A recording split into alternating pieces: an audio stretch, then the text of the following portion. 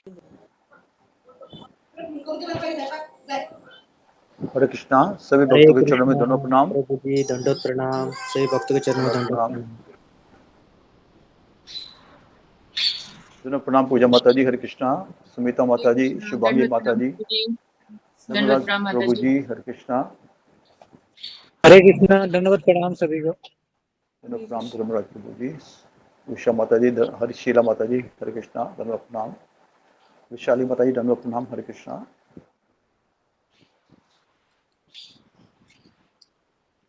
हरे कृष्णा प्रभु जी सभी भक्तों के धन्यवाद प्रणाम माता जी। हरे कृष्णा।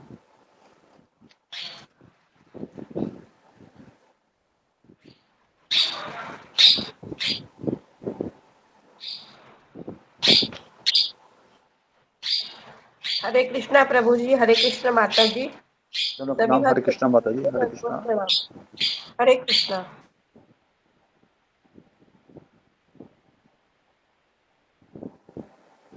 जी पूजा माता जी। हरे कृष्णा। जी माता जी। जी प्रभु जी शुक्र। ओम ज्ञानतिमिरान्धस्य ज्ञानाञ्जनशलाकया चक्षुरुन्मीलितं येन तस्मै श्रीगुरुवे नमः। नमो विष्णुपदाय कृष्णप्रेष्ठाय भूतले श्रीमते भक्तिवेदान्त स्वामिनिधि नामिने। नमस्ते सरस्वती देवी गौरवाणी प्रचारिणे निर्विशेष शून्यवादी पाश्चात्य देशधारिणे। जय श्री कृष्ण चैतन्य प्रभु नित्यानंद श्री अद्वैत गदाधर शिवासादि गौर भक्तवृंद।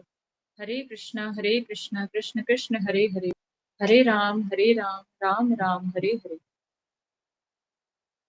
श्री गुरु चरण पद्म केवल भक्ति सद्मा, बंधु मुई सावधान ते जहर प्रसादे भाई हे भवतोरिया जाय। कृष्ण प्राप्ति हो जहाँ होय ते, कृष्ण प्राप्ति हो जहाँ होय ते। गुरुमुख पद्म वाक्य चित्त कोरियाय क्या, आरे ना कोरी हो मनी आशा। श्री गुरु चरणे रति ऐसे उत्तम गति, जे प्रसाद पूरे सर्व आशा, जे प्रसाद पूरे सर्व आशा। चक्षुदान दिलो जे जन्मे जन्मे प्रभु से, दिव्य ज्ञान हृदय प्रकाशितो, दिव्य ज्ञान हृदय प्रकाशितो।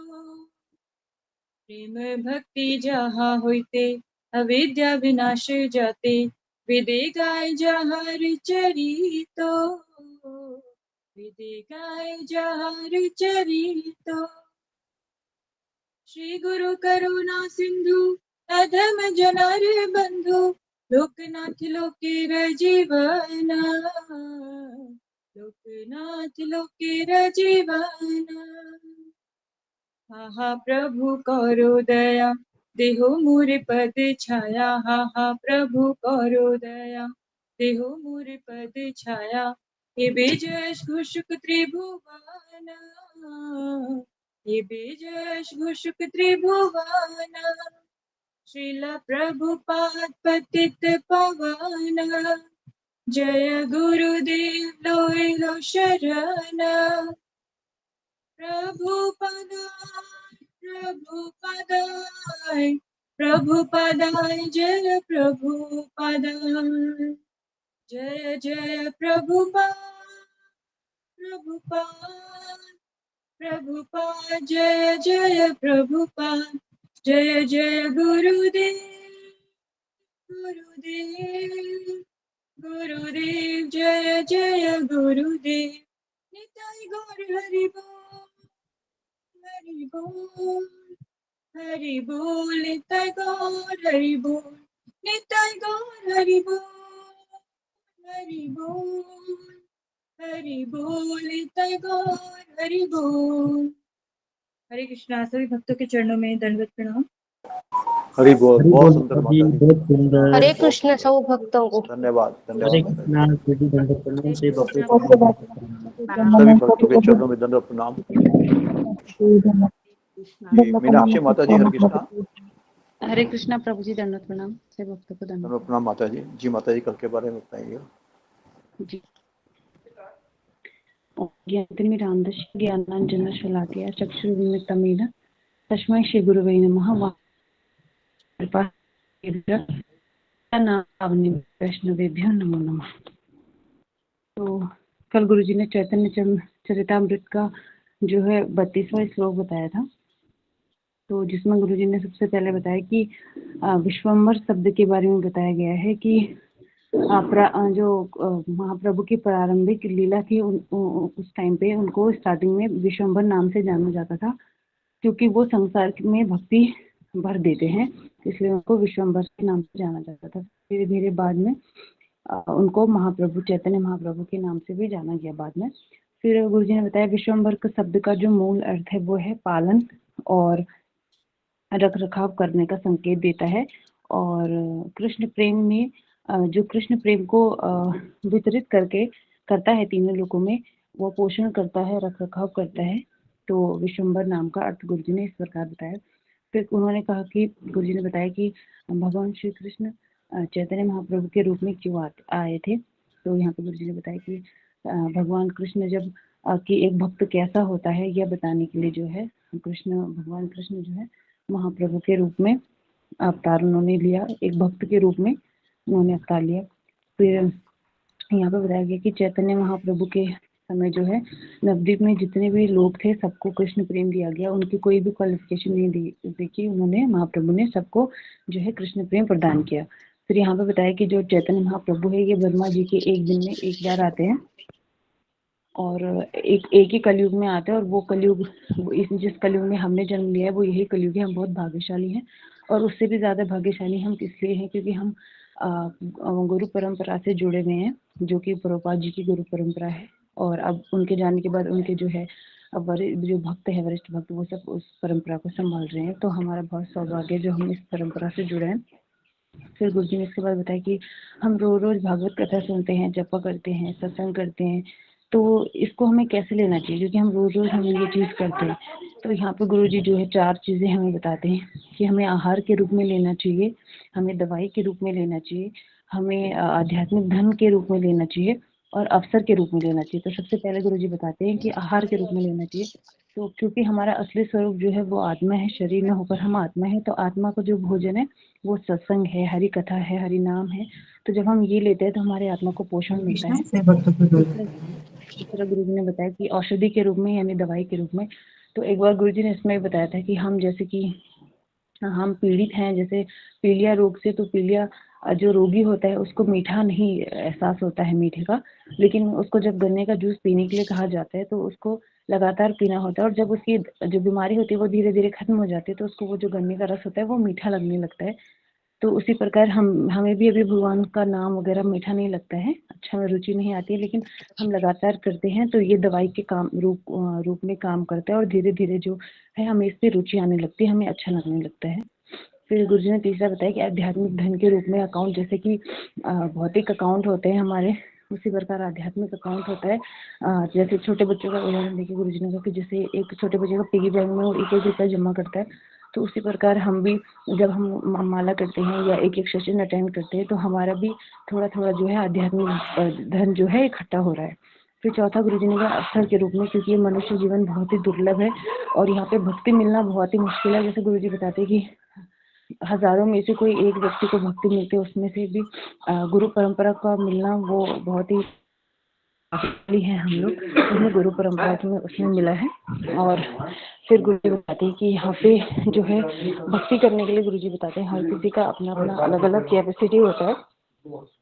कि कोई कोई गुरुजी ने कहा कि अगर अभी गुरुजी को कहते हैं कि हम इतने टाइम तक भक्ति करेंगे, लेकिन गुरुजी ने कहा कि 2-3 साल तक जब हम कंटिन्यू भक्ति सेशन अटेंड करते हैं, माला करते हैं, तो तब हम कह सकते हैं कि हम नहीं जाएंगे, क्योंकि हर किसी का, जैसे गुरुजी ने बताया, ऑलिम्पियन का जो रेस होता है तो उसमें हर किसी का अपनी अपनी कैपेसिटी होती है, कोई कोई जल्दी दौड़ते है, कोई कोई लेट दौड़ता है, तो इस प्रकार सबकी भक्ति में अलग अलग वो होता है। फिर यहाँ पर गुरुजी बताते हैं कि 4 प्रकार के लोग जो हैं भगवान के पास आते हैं, जिसमें से कि अर्थार्थी, ज्ञानी और जिज्ञासु होते हैं। तो जो पहला व्यक्ति होता है अर्थ व्यक्ति, यानी कि जो धन की उससे आता है कि धन, क्योंकि गुरुजी ने बताया कि जो कृष्ण है वो लक्ष्मीपति है, लक्ष्मी उनके पास होती है सदैव, तो सब कहते हैं कि उनको लक्ष्मी मिलेगी, तो कृष्ण के पास जाते हैं लक्ष्मी के लिए। तो दूसरा होता है दुखी अर्थार्थी, कि अपने दुख को दूर करने के लिए भगवान के पास जाते हैं। तीसरा जिज्ञासु, जो जानने चाहते हैं कि कौन भगवान है, क्या मनुष्य जीवन का ध्येय है, उन्हें पता चलता है कि मनुष्य जीवन ऐसा नहीं है, बहुत इंपॉर्टेंट है, तो वो भगवान के पास जाते हैं जिज्ञासा लेकर कि क्या है हमारे जीवन का असली महत्व। फिर चौथा होता है ज्ञानी, जिसको पता होता है कि भगवान है, भगवान की पूजा करनी है, ये सब जो है नश्वर है ये जगत, तो वो भगवान के पास जाते हैं। तो यहाँ पर गुरुजी बताते हैं कि जो 2 लोग होते हैं अर्थ और अर्थार्थी, ये 2 लोग जो है जा भी सकते हैं भक्ति से, क्योंकि अर्थ जो है वो धन की इच्छा से आता है, अर्थार्थी जो है दुख की वो उससे आता है, अपने दुख के कारण आता है। तो जब उस अर्थार्थी को दुख दूर होता है तो वो चला जाता है, संभावना होती है उसकी, और जो अर्थ होता है जब उसको धन मिलता है तो उसकी भी संभावना होती है कि वो चला जाता है, चला जाता है। तो इस तरह 4 प्रकार के लोग भगवान की शरण में आते हैं। प्रभु जी, अशोक प्रभु जी, मैं इतना ही लिख पाई हूँ, क्षमा कर दीजिए। हरे कृष्णा, सभी भक्तों के चरणों में दंडवत प्रणाम। धन्यवाद माता जी, बहुत सुंदर माता जी, धन्यवाद। हरे कृष्णा, से भक्तों को दंडवत प्रणाम। हरे कृष्णा माता जी, हरे कृष्णा, दंडवत प्रणाम। हरे सभी कृष्णा, भक्तों सभी के भक्तों के चरणों में चरणों में दंडवत दंडवत प्रणाम। प्रणाम। हरे कृष्णा, सभी भक्तों को चरणों में प्रणाम। प्रभु जी के चरणों में दंडवत प्रणाम। बहुत प्रणाम प्रभु जी। प्रणाम माता जी, सभी भक्तों के चरणों में दंडवत प्रणाम। दंडवत प्रणाम। हरे कृष्णा, हरे कृष्णा, कृष्ण कृष्ण दंडवत हरे प्रणाम गुरु जी, हरे हरे राम कृष्णा। हरे राम राम राम। हरे हरे हरे कृष्ण हरे गुरु जी। कृष्णा कृष्ण गुरु जी, गुरु जी गुरु के जी, सभी चरणों भक्तों के में चरणों में दंडवत दंडवत प्रणाम। प्रणाम। के चरणों में दंडवत प्रणाम। हरे कृष्णा प्रभु जी। हरे कृष्णा प्रभु प्रभु जी, जी।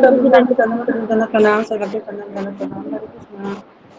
हरे कृष्णा। हरे कृष्ण, हरे कृष्ण, हरे कृष्ण।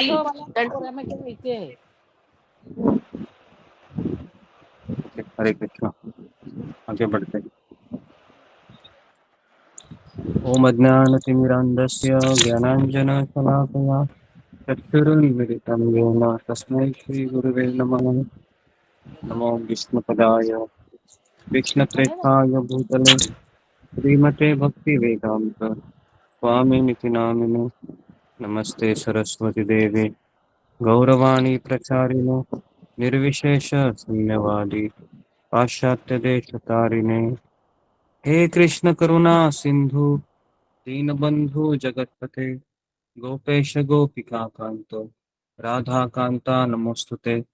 तप्त कांचन गौरांगी राधे वृंदावनेश्वरी वृषभानुसुते देवी प्रणमामि हरिप्रिये। वाञ्छाकल्पतरुभ्यश्च कृपा सिन्धुभ्य एव च पतितानां पावनेभ्यो वैष्णवेभ्यो नमो नमः। जय श्री कृष्ण चैतन्य प्रभु नित्यानंद श्री अद्वैत गदाधर श्रीवासादि गौर भक्त वृंद। हरे कृष्णा कृष्णा कृष्णा हरे हरे, हरे राम राम राम हरे हरे। हरे कृष्णा कृष्णा कृष्णा हरे हरे, हरे राम राम राम हरे हरे। हरे कृष्णा कृष्ण कृष्ण हरे हरे, हरे राम राम राम हरे हरे। मुखं करोति वाचालं अंगुं लंघयते गिरिं यत्कृपातमहं वन्दे श्रीगुरुदीनतारिणम्। हरे कृष्णा, सबका स्वागत है हमारे सत्र में। तो आज हम आगे बढ़ने से पहले थोड़ा कीर्तन करता हूँ मैं।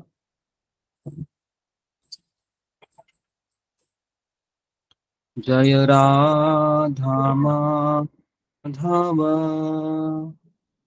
कुंज बिहारी जय राधा माधव कुंज बिहारी गोपी जनवल्लभ गिरिवरधारी गोपी जनवल्लभ गिरिवरधारी यशोदानंदन ब्रज जन रंजन यशोदानंदन ब्रज जन रंजन यशोदानंदन ब्रज जन रंजन यशोदानंदन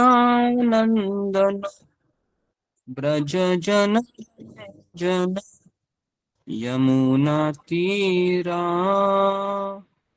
वनचारी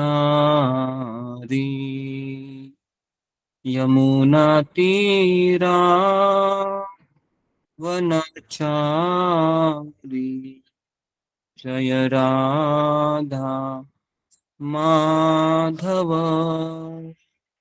कुंज बिहारी हरे कृष्णा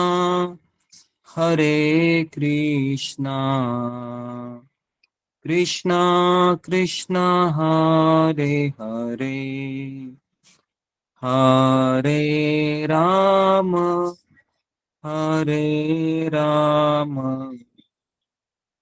राम राम हरे हरे हरे कृष्णा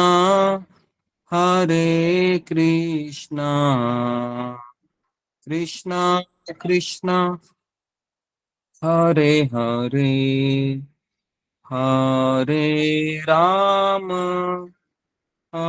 हरे राम राम राम हरे हरे हरे कृष्णा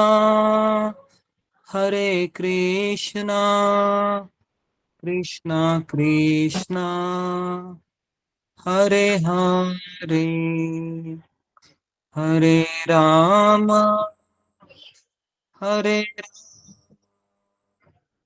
राम राम हरे हरे हरे कृष्णा कृष्णा कृष्णा हरे हरे हरे राम राम राम हरे हरे हरे कृष्णा कृष्णा कृष्णा हरे हरे हरे राम राम राम हरे हरे हरे कृष्णा कृष्ण कृष्णा हरे हरे हरे राम राम राम हरे हरे जय राधा गोपीनाथ राधा गोपीनाथ राधे जय गौरनिताय जय गौरनिताय जय जय प्रभुपाद जय जय प्रभुपाद जय जय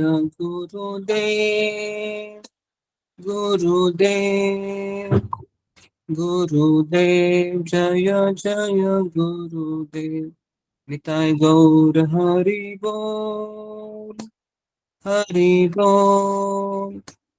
हरि बोल निताय गौर हरि बोल हरे कृष्ण। हरिनाम संकीर्तन की जय। श्रील प्रभुपाद की जय। हरि बोल, बहुत सुंदर गुरु जी।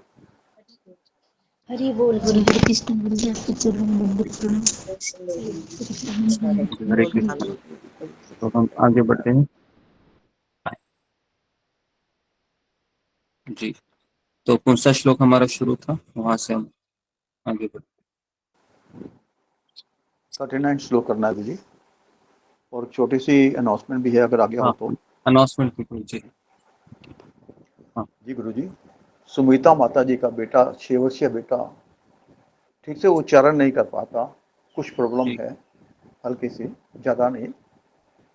तो माता जी चाहते हैं उन्हें वैष्णव का आशीर्वाद मिले जिससे वो ठीक से बोल पाए। तो हम जी उसके लिए भगवान श्री कृष्ण, पूज्य गुरु जी और समस्त भक्तों के चरणों में आशीर्वचनों की कामना करते हैं। उनके लिए उनको आशीर्वाद दें, वो बच्चा ठीक से बोल पाए फ्लोली। और भगवान श्री कृष्ण, गुरु जी और भक्तों वैष्णव के चरणों में हम प्रार्थना करने की अपील करते हैं, अनुरोध करते हैं कि उस बच्चे के लिए आशीर्वाद रूपी प्रार्थना की जाए। धन्यवाद हरे कृष्णा। और वह भी अपनी माता की तरह भक्ति में भी लगे। धन्यवाद गुरु जी। हरे कृष्णा। जी। तो सब भक्तगण, अनुरोध है कि आप 3 बार हरे कृष्ण महामंत्र बोल को उनको आप आशीर्वाद दीजिए। हरे कृष्णा हरे कृष्णा हरे कृष्ण हरे राम हरे हरे कृष्ण राम हरे कृष्ण हरे कृष्ण हरे कृष्ण कृष्ण कृष्ण कृष्ण हरे हरे राम हरे राम राम राम हरे कृष्ण हरे कृष्ण कृष्ण कृष्ण हरे हरे राम राम हरे कृष्ण हरे कृष्ण कृष्ण हरे हरे राम राम राम।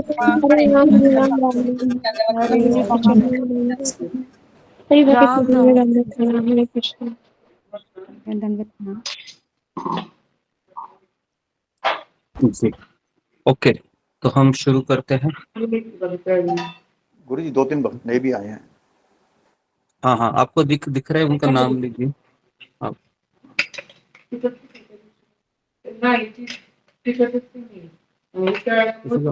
माइक माइक का जरा ध्यान रखिए सारे भक्तगण। आपका माइक का आवाज है वह सबको सुनाई देता है।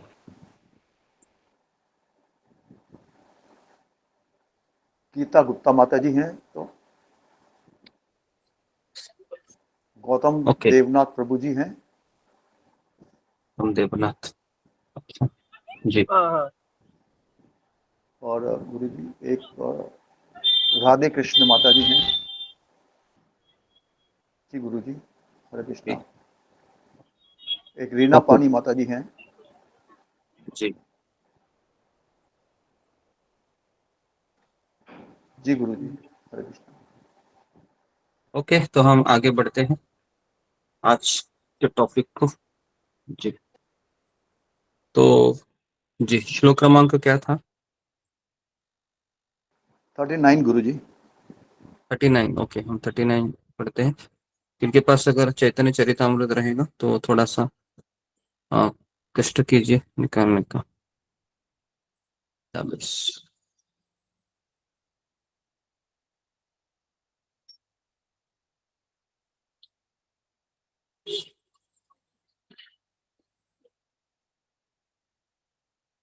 जय जय श्री चैतन्य जय नित्यानंद जय द्वैत चंद्र जय गौर भक्त वृंद। जय जय श्री चैतन्य जय नित्यानंद जय अद्वैत चंद्र जय गौर भक्त वृंद। जय जय श्री चैतन्य जय नित्यानंद जय अद्वैत चंद्र जय गौर भक्त वृंद। तो कृष्णदास कविराज गोस्वामी के चरण कमलों में हम कोटि कोटि वंदना करते हुए श्रील गुरु जी प्रभुपाद के 39 बोले कि 49? 39 39 और 39। श्रील प्रभुपाद श्रील प्रभुपाद के चरणों में हम प्रार्थना करते हैं और हम शुरुआत करते हैं कि कुछ हम आप लोगों की सेवा करते हैं, मेरी भी प्रगति हो और मुझे भी भगवान का आशीर्वाद प्राप्त हो।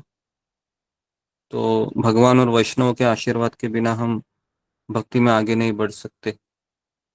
तो सेवा करते रहना ही हमारा आश्रय है। जिस व्यक्ति ने इसको जान लिया कि सेवा ही मेरा आश्रय है, वही व्यक्ति भक्ति में टिका रह सकता है, क्योंकि सेवा ये हमारा जीवन है और सेवा हमारा ऑक्सीजन है। तो इसीलिए सेवा करते रहते हुए मरना ही हमें मंजूर है ना। नहीं तो काफी लोग ऐसे ही मर जाते हैं, लेकिन अगर हम सेवा करते हुए मरेंगे तो मरते समय दुख नहीं लगेगा।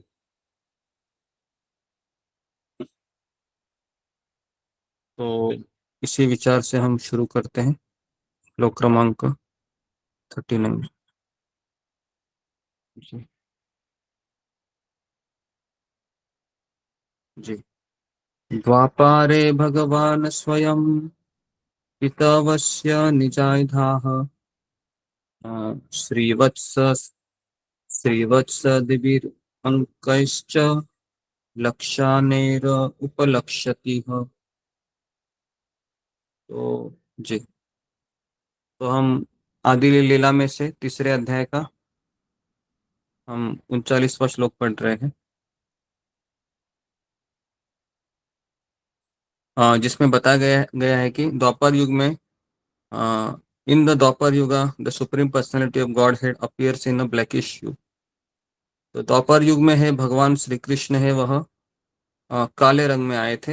हिज ड्रेस इन येलो, वह पीतांबर वस्त्र धारण करके आए थे।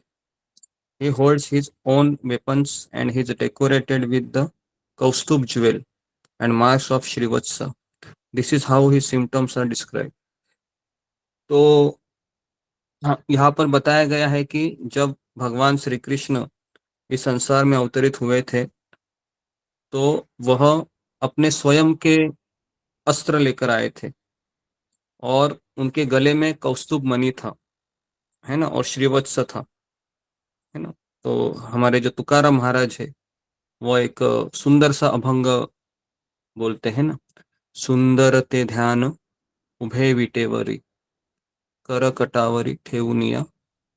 तो भगवान का जो रूप है बहुत सुंदर है और कौस्तुभ मणि, जो कौस्तुभ मणि है वह भगवान के यहाँ पर होता है, गले के नीचे कौस्तुभ मणि विराजित, और श्रीवत्स होता है। अगर आप वैकुंठ लोक में जाएंगे, अगर हम गुरु को शरणागत होकर अंतिम समय तक हम उनके वचनों को निभाएंगे तो हमें यह अवसर प्राप्त होगा कि हम वैकुंठ लोक जाएंगे तो वहां पर भगवान के जैसा ही हमारा शरीर होता है। और आपको आश्चर्य लगेगा कि वहां पर सब लोग, ऐसा लगता है कि सब हम शक्ल है, लेकिन जब भगवान कृष्ण आते हैं वहां पर विष्णु के स्वरूप में तो वह भी उसी की तरह दिखते हैं, लेकिन भगवान में और उनमें एक भेद होता है। भगवान के गले में यहाँ पर कौस्तुभ मणि होता है और श्रीवत्स होता है। ओके, तो ये कविराज गोस्वामी कह रहे हैं। ठीक है, अगला श्लोक हम लेते हैं अभी, श्लोक क्रमांक 40। ओके। कलियुगे युग धर्म नामेर प्रचार ताथी लाग पीत वर्ण चैतन्य अवतार। Translation: The religious practice for the age of Kali is to broadcast the glories of the holy name. Only for this purpose has the Lord in a yellow color descended as a Lord Chaitanya. तो यहाँ पर कविराज गोस्वामी कह रहे हैं कि the religious practice, जो धार्मिक जो प्रयास है या जो धार्मिक विधि है कलयुग के लिए, वो क्या है कि भगवान के नामों का प्रचार करना, भगवान के नामों का प्रसार करना। और इसी उद्देश्य के लिए भगवान श्री कृष्ण जो स्वयं पीत वस्त्र धारण करते हैं वह चैतन्य महाप्रभु के रूप में अवतरित हुए। तो चैतन्य महाप्रभु का अस्त्र है हरि नाम। हरि नाम ये अस्त्र है। जिस व्यक्ति ने ये जान लिया कि हरि नाम है मेरे पास, तो मेरे पास सब कुछ है। लेकिन हरि नाम के प्रति श्रद्धा है, वो श्रद्धा हमारे में कम ज्यादा प्रमाण पे है। जैसे कि एक कथा मैं आपको बताना चाहूंगा कि एक बार एक शिष्य है अपने गुरु के पास गया और कहा कि गुरुदेव, आप मुझे, सब लोग अपने कैमरा को ऑन कीजिए। गुरुदेव, आप मुझे थोड़ा सा बहुत मुझे भगवत धाम जाने के लिए एक सीक्रेट मंत्र बताइए, ताकि मैं भगवान के धाम में जा सकूं। तो गुरुदेव ने कहा कि हरे कृष्ण महामंत्र है। ये जो हरे हरे कृष्ण कृष्ण कृष्ण हरे हरे, हरे राम राम राम हरे हरे, यही हरे कृष्ण महामंत्र ये सबसे टॉप सीक्रेट है। ऐसा उनके गुरुदेव ने शिष्य को कहा। तो शिष्य को बहुत अच्छा लगा और फिर शिष्य घर जाने लगा तो उनको एक रिक्शा वाला मिला। तो रिक्शा वाला ड्राइविंग करते समय भी हरे कृष्ण महामंत्र बोल रहा था, है ना, ऐसा गुनगुनाते हुए, हरे कृष्णा कृष्ण कृष्ण हरे हरे, है ना, ऐसे ही वो ड्राइविंग भी कर रहा था वो। तो पीछे जो ये शिष्य बैठा था उसके मन में सवाल आ गया, अरे ये भी तो हरे कृष्ण महामंत्र बोलता है और मेरे गुरुदेव कहते हैं टॉप सीक्रेट है। तो बहुत कंफ्यूजन लगा उनके मन में। और फिर जैसे ही रिक्शा स्टैंड पर नीचे उतरा तो उन्होंने देखा कि वहां पर एक बड़ी क्या बोल सकते हैं उसको, जहाँ पर बावड़ी है, जहाँ पर बहुत सारी महिलाएं कपड़े धो रही थी और वो कपड़े धोते धोते वो भी हरिनाम ही ले रही थी। तो उस शिष्य को और भी आश्चर्य हुआ कि ऐसे कैसे मेरे गुरुदेव ने मुझे ये मंत्र दिया, ये तो सबको पता है ना। तो इस तरीके से बहुत भ्रमित होते हुए अगले दिन वापस अपने गुरु के आश्रम में जाकर कहा, गुरुदेव, ये आपने मुझे क्या सीक्रेट दिया है?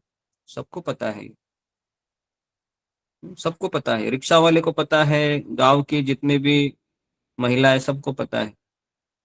तो फिर गुरुदेव ने कहा, अधिक न जानते हुए गुरुदेव ने उनको एक सोने का पत्थर दिया और सोने का पत्थर देते हुए कहा, अभी तुम क्या करो, इसका मूल्य है उस रिक्शा वाले को भी पूछो और उस कपड़े वाली जो धोते हैं ना उनको भी पूछो।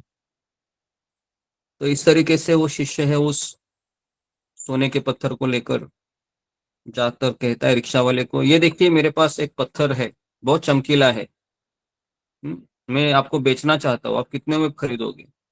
तो कहता है मैं इसके ज्यादा दाम नहीं दूंगा, 100-150 रुपए दूंगा। तो कहते हैं कि नहीं नहीं। और फिर उन्हीं महिलाओं को भी पूछता है वो जो हरिनाम ले रही थी, तो कहा कि आप इस पत्थर का कितना रुपए लोगे? तो कहते हैं कि इस पत्थर से हम क्या करेंगे, इस पत्थर से हम हमारे कपड़े धो घिसने के लिए यूज करेंगे। कहा नहीं नहीं। तो इस तरीके से वह वापस आकर कहता है, गुरुदेव, इस पत्थर का किसी ने उचित मूल्य नहीं दिया। कहते हैं कि कुछ समझ में आया तुमको? नहीं, कुछ समझ में नहीं आया, अभी भी नहीं आया। तो जिस तरह से ये पत्थर का कोई उचित मूल्य देना नहीं चाहता है, हम्म, उसी प्रकार से ये हरिनाम सबको पता है, लेकिन इस हरिनाम की वैल्यू किसी को पता नहीं है कि यह मुझे जन्म मृत्यु के चक्र से मुक्त करा सकता है, यह हरिनाम मुझे इस संसार के चक्रों से निकल सकता है ना। और वह श्रद्धा है, वह गुरु के शरणागति से ही प्राप्त होती है। तो इस तरीके से तो सब लोग हरि नाम लेते हैं, ऐसा नहीं है, लेकिन हरि नाम वास्तविक रूप में वही व्यक्ति ले सकता है जो इसको आध्यात्मिक विधि से उसने अ, स्वीकार किया है।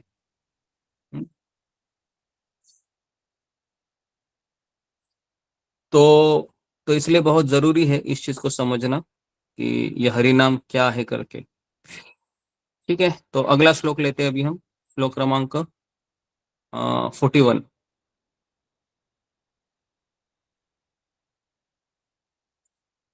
जी। तप्त हेम श्याम कांति प्रकांड शरीर, नव मेघ जिति कथा हवनीय गंभीर। Translation: The luster of his expansive body resemble molten gold. The deep sound of his voice conquer the thundering of newly assembled cloud.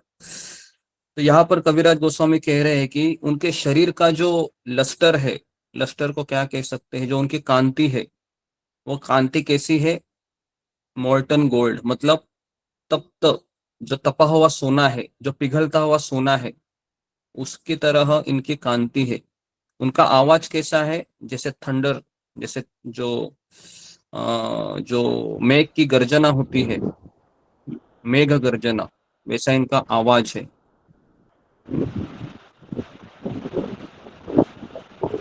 Bombay बादल किसी का माइक बादलों की चालू? गर्जना। जी जी जी जी जी जी, धन्यवाद। दैर्घ्य विस्तारे येई अपने रहात, चारी हस्त हय महापुरुष विख्यात। Translation: One who measure 4 cubits in height and in breadth by his own hand is celebrated as a great personality. तो जिसके जो 4 क्यूबिट इन हाइट, तो जिसका ऊंचाई है ना, और उसके जो जो हाथ, 2 हाथ है वो घुटने तक आते हैं, है ना। तो महापुरुष के लक्षण यहाँ पर बताए गए हैं कि महापुरुष किसे कहते हैं, है ना। तो महापुरुष उस व्यक्ति को कहते हैं, उसके कोई लक्षण होते हैं। हम किसी को भी महापुरुष नहीं कह सकते, पहली बात तो, बराबर है। तो हमारे मुंबई में एक टैक्सी ड्राइवर है ना, तो उसको अचानक साक्षात्कार हो गया कि मैं स्वयं कृष्ण हूं करके, है? और मेरा भाई है ये बलराम है, और मेरी पत्नी राधा है करके, है ना। और पहले वो टैक्सी चलाता था। आई बात समझ में? तो आज भी मुंबई में काफी उसके फॉलोअर है, और काफी लोग उनको भगवान कृष्ण के रूप में पूजा करते हैं। तो जब मेरे गांव में मैं गया था, तो मेरे गांव में भी उनका एक संप्रदाय है ना। तो उनका नाम है अनुरुद्ध बाबा करके, शायद आप जानते भी होंगे। तो पहले वो टैक्सी ड्राइविंग करते थे। तो तो एक बार मैं वहां पर गया शाम को, एक बार मैंने बताया था हमारे गांव में समुद्र किनारा है, तो मैं ऐसे ही जा रहा था, तो वहां पर अचानक मुझे ये आ, जो करताल है और जो बजाते हैं ढोल, उसका मुझे गड़गड़ाहट सुनाई दिया। तो मैं बोला जरा जाके देखता हूँ भाई क्या हो रहा है। तो वहां पर उस अनुरुद्ध का बड़ा फोटो था, उसकी बड़ी बड़ी ऐसे मूछें थी ऐसे, है ना। और बगल में उसका भाई का फोटो था, और ये साइड में उसकी पत्नी का फोटो था, और सारे लोग ऐसे आरती कर रहे थे, जय जय अनुरुद्ध बाबा करके। और मुझे तो इतनी हंसी आ रही थी, मतलब ये क्या चल रहा है ना। तो कहने का अर्थ है कि किसी भी व्यक्ति को भगवान का अवतार हम कैसे माने, तो ऐसे नहीं होता है। भगवान के अवतारों का वर्णन शास्त्रों में बताया चुका है। जैसे अभी कल की अवतार आने वाला है, तो कल के अवतार के बारे में बताया गया है कि उनके कौन माता पिता होंगे, कौन से गांव में उनका जन्म हुआ होगा, एटसेट्रा एटसेट्रा। तो हम, ये भक्ति एक अंधश्रद्धा नहीं है, ये भक्ति एक विज्ञान है। अगर आप इस्कॉन में देखोगे, तो इस्कॉन में इतने पढ़े लिखे लोग हैं। मैं इस्कॉन में इसलिए मैं जुड़ा खास करके, क्योंकि मैं जब पहली बार मंदिर गया, तो मुझे किसी ने बताया ये दिख रहा है, ये गंजा व्यक्ति है जिसने चोटी रखी है, पता है कौन है? तो मुझे लगा कि इनको कोई काम धंधा नहीं रहेगा, इसलिए ये आश्रम में ज्वाइन किए होंगे, इस्कॉन मंदिर में। तो उसने कहा ये गौरांग प्रभु है, ये आईआईटी से इन्होंने बीटेक किया है, और पता है इनके सैलरी की था जब इन्होंने जॉब छोड़ा? मैं बोला कितना था? 3 लाख रुपए महीना लेते थे। किर्लोस्कर कंपनी के एक बहुत बड़े मैनेजर थे। तो मैं बोला बाप रे बाप, ऐसा भी होता है क्या? और फिर उन्होंने मुझे वहां पर और 2-4 भक्तों के बारे में बताया, तो कहा कि ये बहुत पढ़े लिखे लोग हैं। तो फिर मुझे पता चला कि यहाँ पर कुछ कोई अंधश्रद्धा वाला बात नहीं है ना। और फिर हम प्रभुपाद की किताबें पढ़ने के पश्चात हमको पता चला कि ये विज्ञान है, एक साइंस है। तो कृष्ण भावना ये कोई ऐसे धोखेबाजी का चीज नहीं है जो हमें प्रभुपाद जी ने बताया है। ये एक विज्ञान है, एक साइंस है ना। तो इसलिए हम इस्कॉन से जुड़ गए, और फिर प्रभुपाद की किताबें पढ़ते पढ़ते पढ़ते पढ़ते ऐसा लगा कि यही जीवन का सत्य है। और फिर सोचा अगर मुझे जीवन का सत्य मिला है, तो फिर मैं इसमें कंजूसी क्यों करूँ? क्यों ना मैं इसको पूरी तरीके से निछावर करूँ अपने आप को, है ना। तो अगर हमें कोई, अगर आपको डायमंड मिलता है, तो आप उस डायमंड को अपनाओगे कि नहीं? मैं आप लोगों को पूछ रहा हूँ, अपनाओगे कि नहीं? अगर आपको डायमंड मिलेगा तो कोई अगर, है ना? तो उसी तरह से अगर हमको डायमंड मिला है यहाँ पर कृष्ण भावना रूपी, तो हम इसमें कंजूसी क्यों करें? क्यों ना हम अपने आप को पूरा झोंक दे? क्योंकि ये घर परिवार तो हम करोड़ों जन्म से किया ही है ना। क्या लगता है? किया तो है ही ना। तो एक जन्म अगर हम भक्ति करते रहेंगे, परिवार तो चलता ही रहेगा, है ना? आपको पता है सबके परिवार चलते हैं, कुत्ता बिल्ली के परिवार भी चलते हैं अच्छे से, वो भी बड़े हो जाते हैं, है ना? उसमें कोई बड़ी बात नहीं है। बच्चों को बड़ा करना, ये सब करना थोड़ी मेहनत लगती है मनुष्य के बच्चे को, लेकिन सब लोग अपना अपना रोटी। अभी मुझे बताओ, अगर माता पिता अगर बच्चे को खाना देने भूल गए, तो क्या बच्चा भी, तो बच्चा क्या बाहर सैंडविच खा के नहीं आएगा क्या? अपना पेट भर के नहीं आएगा क्या? आएगा। वो थोड़ी ना आपकी राह देखेगा। तो कहने का अर्थ है कि इस संसार में ऐसा कोई जीवात्मा नहीं है जो अपना पेट भरना नहीं जानता है। सब लोग अपना अपना पेट आसानी से भर लेते हैं। तो हमें कुछ जीवन के उच्चतर उद्देश्य के लिए हमें जीवन मिला है, तो हमें उसके लिए हमें प्रयास करना चाहिए। मुसीबतें तो आएंगी, है ना? एक दार्शनिक कहते थे कि जिस मार्ग पर कोई संकट नहीं है, ध्यानपूर्वक सुनिए, जिस मार्ग पर कोई संकट नहीं है, ऐसा रास्ता हमेशा उचित दिशा पर नहीं जाता है। जिस मार्ग पर संकट नहीं है, ऐसा मार्ग उचित दिशा में नहीं जाता है। इसका किसी का माइक शुरू हो गया अचानक। इसका तात्पर्य ये है कि अगर हम भक्ति मार्ग को अपनाए हैं, तो इसमें कठिनाई आएगी, इसमें समस्या आएगी। तो क्या हम समस्या को भागकर कृष्ण को पीठ दिखाएंगे? क्या हम समस्याओं को भागकर कृष्ण को कहेंगे कृष्ण हम इस जन्म में आपकी भक्ति नहीं करेंगे? एक बार हमारे परम पूज्य राधानाथ स्वामी महाराज के वरिष्ठ शिष्य, उनका नाम है पूज्य राधेश्याम प्रभु, आप लोग सब जानते होंगे, बहुत बड़े प्रचारक है ना? तो एक बार वो अपने घर में गए थे 2 दिन की छुट्टी में, और जाने के पश्चात उनकी बहन है ना, उनसे मिलने आई।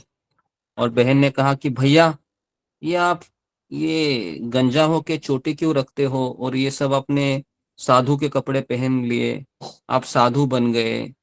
कई लोग मुझे पूछते हैं कि आपके भाई क्या करते हैं, तो मुझे उनको बताना पड़ता है कि मेरे भैया साधु हो गए करके। तो मेरा आपसे एक निवेदन है भैया। तो बोलते क्या है? तो बोलते हैं कि इस जन्म में आप मेरे भाई होके रहिए ना, और अगले जन्म में आप साधु बनिए, क्या ऐसा नहीं हो सकता? तो उन्होंने क्या उत्तर दिया, कौन मुझे बताएगा? जी, आपको ये मैंने पहले भी बताया था। चलो, मैं आपके मुंह से सुनना चाहता हूँ, क्या उत्तर दिया उन्होंने, राधेश्याम प्रभु ने? जी, बताइए। हाँ, सुमित्रा कुमारी। हरे कृष्ण गुरु जी, दंडवत प्रणाम। सभी वैष्णव भक्तों को दंडवत प्रणाम। गुरु जी बोले थे कि आपके जैसा मेरे कोई जन्म तक ऐसे ही बहन थे, हम्म। और और मैं नहीं जी, चाहता कि इस जन्म में और कोई मेरा बहन हो। ओके जी, नेक्स्ट।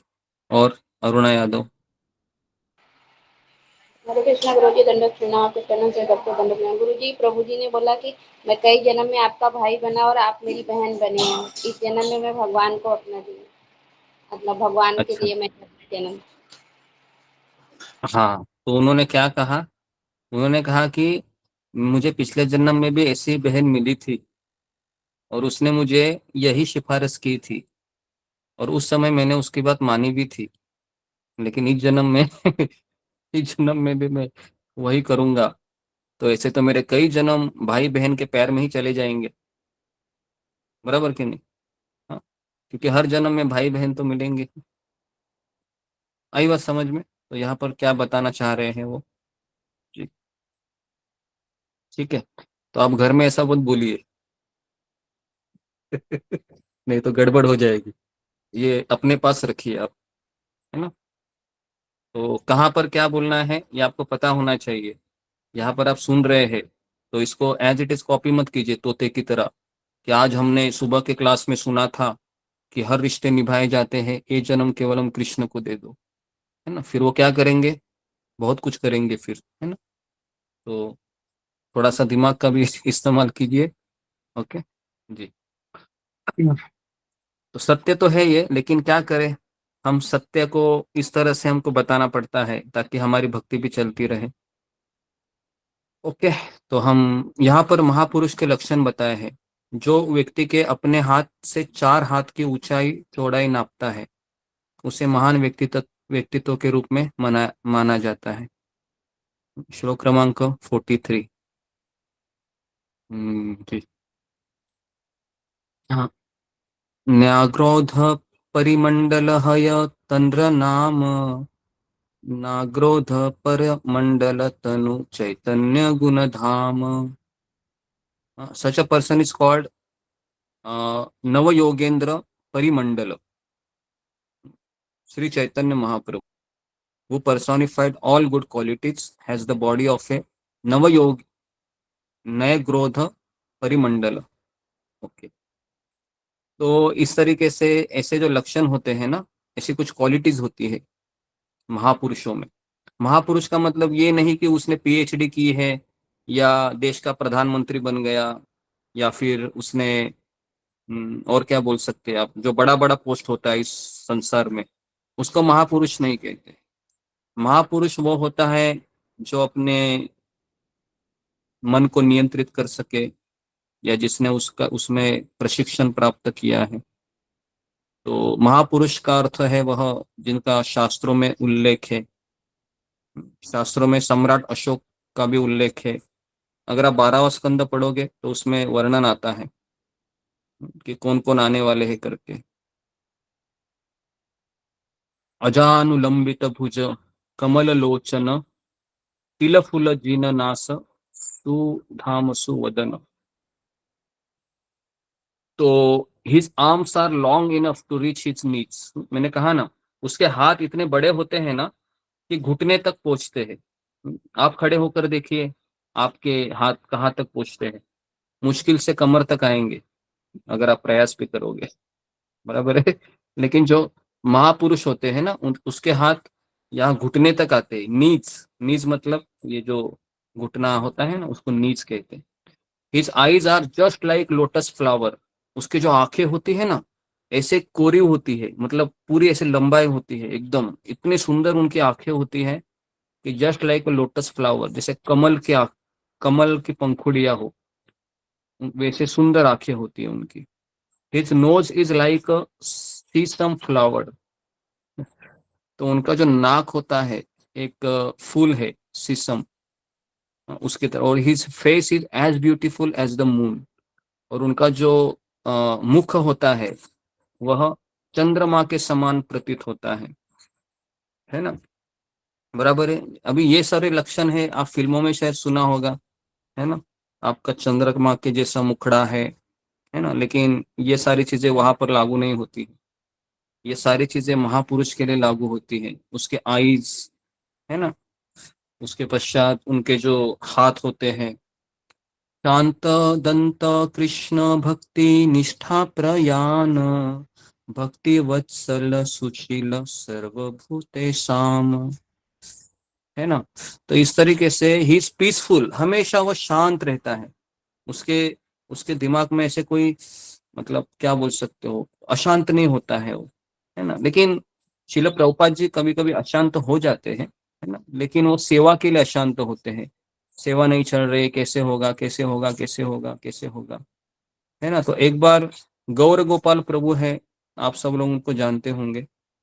गौर गोपाल प्रभु बहुत मोटिवेशनल स्पीकर है, परम पूज्य राधानाथ स्वामी महाराज के वरिष्ठ शिष्य है ना। तो काफी उनका नाम है।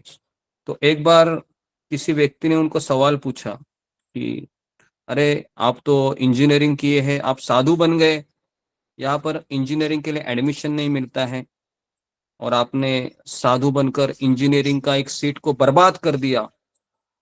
इससे अच्छा कि और कोई व्यक्ति को सीट मिलती थी तो आपने ऐसा क्यों किया? तो ऐसा उन्होंने सवाल पूछा उनको। तो गौर गोपाल प्रभु बोले, मैंने कोई वो सीट है वह वेस्ट नहीं किया, है ना। अभी मैं स्पिरिचुअल इंजीनियर हूँ। मतलब जो इंजीनियर होता है वो मशीनों को ठीक करता है, अभी मैं स्पिरिचुअल इंजीनियर बना हूँ जिससे मैं आदमियों को ठीक करता हूँ। तो ऐसा उन्होंने उत्तर दिया और कहा कि मैंने कोई सीट है वो वेस्ट नहीं की। तो उसके पश्चात कहा कि अगर सब लोग आपकी तरह साधु बन जाएंगे तो इस समाज का क्या होगा? तो वापस उन्होंने उत्तर दिया, सब लोग साधु नहीं बनेंगे। सब लोग साधु बनते हैं क्या? सब लोग नहीं बनते। हम्म। तो जिस तरह से समाज में उन्होंने कहा डॉक्टरों की जरूरत है ताकि शरीर का इलाज हो, उसी तरह से इस संसार में आध्यात्मिक डॉक्टरों की भी आवश्यकता है, साधुओं की भी आवश्यकता है, जिससे हम जैसे अ, गिरे हुए लोगों का इलाज हो। तो इस तरह से उन्होंने उत्तर दिया। ओके जी। तो चैतन्य महाप्रभु है ये पीसफुल, हमेशा शांत, self control, fully devoted to the transcendental service of the Lord, पूरी तरीके समर्पित होते हैं। अफेक्शनेट टुवर्ड हिज डिवोटीज, भावनात्मक रूप से उनके भक्तों के ऊपर प्रेम करते हैं। He is a gentle, he is equally dispose toward all living being, सबको समान रूप से वो देखते हैं। जी।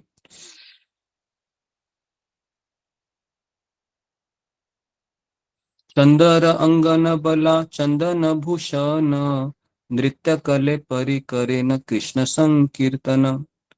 He is decorated with sandalwood bangles, sandalwood मतलब चंदन, चंदन के पेस्ट से उनका पूरा शरीर है वो डेकोरेटेड रहता था।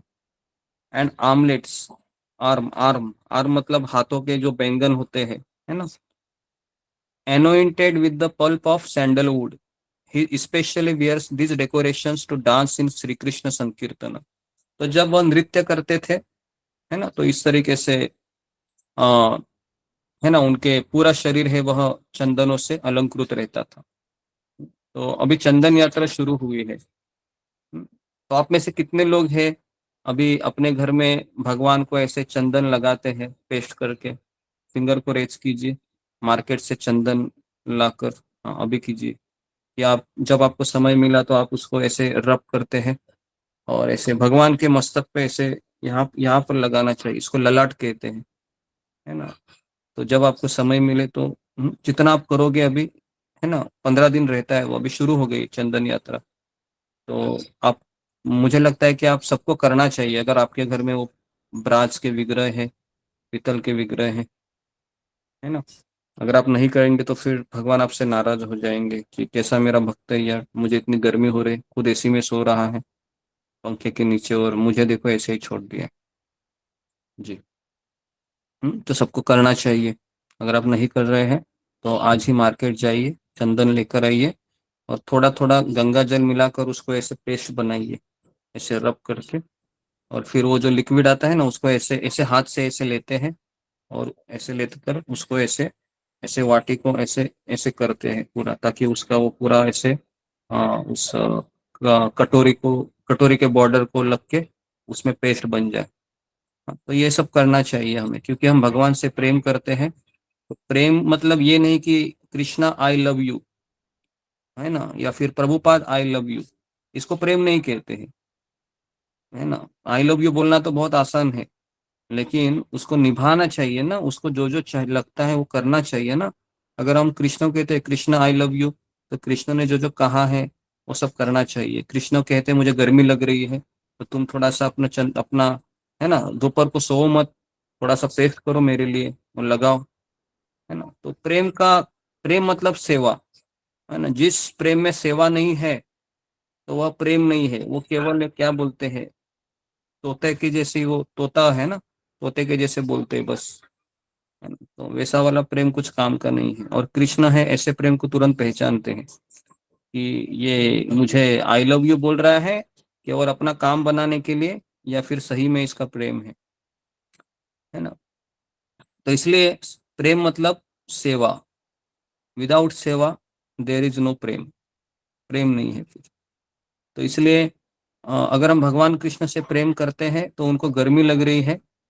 अगर आपके घर में विग्रह है, राधा कृष्ण के हो, लड्डू गोपाल के हो, गौर निताई के हो, तो फिर आपको मार्केट जाना चाहिए। भले कितनी भी गर्मी है, बाहर निकलिए, थोड़ा सा दुकान में जाइए, चंदन लेकर आइए, और उसका एक इंस्ट्रूमेंट आता है, पत्थर आता है जिस पे रब किया जाता है, रब कीजिए। देखो, जितना आप भगवान को, शरीर को ठंडक देंगे, भगवान उतना ही आपके, हमारे दिमाग को भी ठंडक देंगे। है ना। ये यथा माम प्रपद्यन्ते ताम तथैव भजाम्य हम। जिस जिस भाव से हम भगवान के पास जाते हैं, उसी भाव से कृष्ण हमसे आदान प्रदान करते हैं। हम्म, तो इस चीज को समझना बहुत जरूरी है। फिर कृष्ण, कविराज गोस्वामी कह रहे हैं कि ये सारे जो गुण है, ये सारे गुण चैतन्य महाप्रभु में विराजित है। तो इस तरीके से the pastime of Lord Chaitanya have two division, the early pastime adi lila and the later pastime shesh lila. He has 4 name in each of this 2 lilas. तो यहाँ पर कविराज गोस्वामी कहते हैं कि चैतन्य महाप्रभु की लीला के 2 भाग हैं। एक है आदि लीला जो हम पढ़ रहे हैं अभी, और दूसरा है शेष लीला, अंत्य लीला। जो हम अंत्य लीला अगर आप पढ़ोगे ना, तो आप मतलब उसमें समाधि में चले जाएंगे, इतना सुंदर है। किस तरह से चैतन्य महाप्रभु अपने आखिरी जो 12 साल है किस तरह से गंभीरा में बिताते हैं, किस तरह से वह पूरे डूबे हुए रहते हैं 24 घंटा कृष्ण में, कृष्ण कृष्ण कृष्ण कृष्ण। है ना, हम तो 24 घंटा डूब ही नहीं सकते, बराबर है ना। डूबना है तो फिर हमें उसका अभ्यास करना चाहिए। जैसा कि मान लो अभी मेरा मन 1 घंटा सत्संग में डूब रहा है, और 1 घंटा होने के बाद मेरा मन घड़ी देख रहा है, कितने बजे है, कितने बजे, कितने बजे, कितने बजे है, कब खत्म करेगा ये, क्यों इतना बोल रहा है, आज ज्यादा ब्रेकफास्ट किया इसलिए लगता है आज बहुत एनर्जी आई है। तो काफी सवाल उसके मन में आ सकते हैं, बराबर है।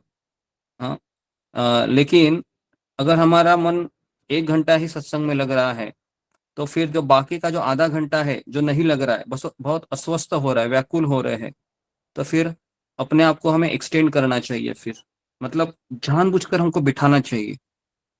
कई लोग कहते हैं कि मेरा मन नहीं लगता है सत्संग में, मुझे आने की बिल्कुल इच्छा नहीं हो रही है।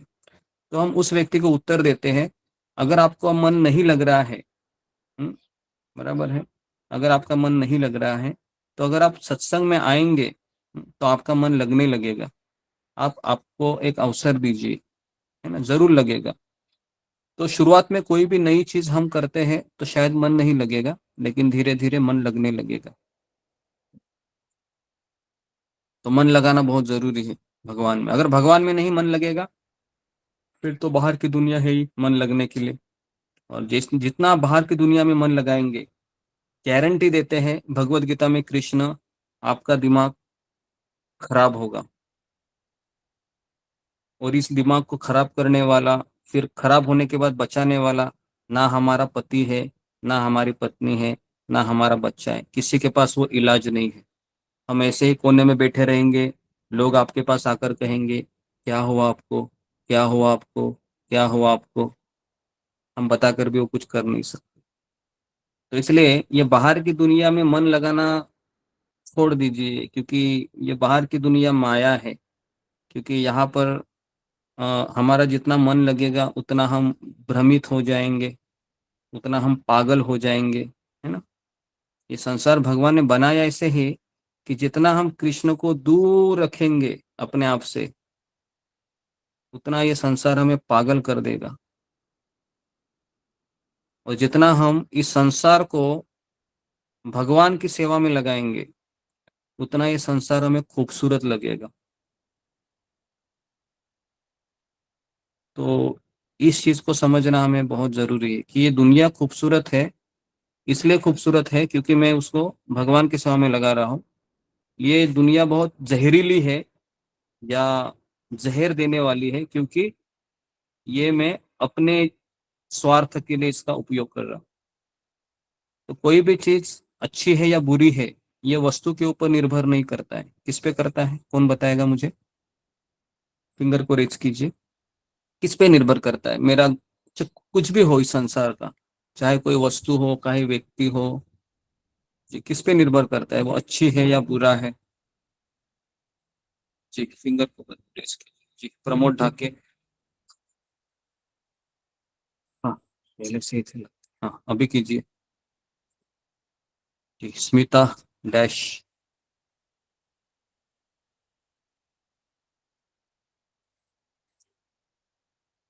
जी रश्मिता प्रधान,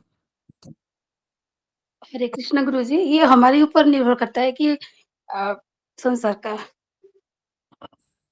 हमारे ऊपर मतलब, हमारी मन के ऊपर, हाँ मतलब हमारे मन के ऊपर मतलब, और थोड़ा सा हमारी मन, हमारा विचार। विचार, हाँ अभी आपने आप थोड़ा सा आ रहे हैं, ठीक है धन्यवाद आपका। नेक्स्ट रूबी कुमारी। हरे कृष्णा गुरु जी, प्रणाम प्रणाम। गुरु जी, हमारे चेतना के ऊपर डिपेंड करता है, हम क्या सोचते हैं। क्या सोचते हैं जी, क्या सोचते हैं, जैसे अभी उदाहरण देते हैं कि मैं मार्केट चली गई और मुझे बहुत खूबसूरत सोने का हार दिखाई दिया, आपको बुला रहा है, आजा आजा आजा आजा करके, फिर आप क्या करोगी तुम जी, क्या करोगे आप, फिंगर को रेज कीजिए। किसी को भी है ना, या फिर अगर कोई जेंट्स है तो उसको भी आजकल सोना पहनना अच्छा लगता है, जेंट्स को भी बहुत लोगों को देखा है मैं सोना पहनते हैं। तो अगर आप ज्वेलरी की दुकान में देखें, अच्छा चीज देखा तो कैसे आप इसको, वो माया है या कृष्ण है, कैसे समझ में आएगा।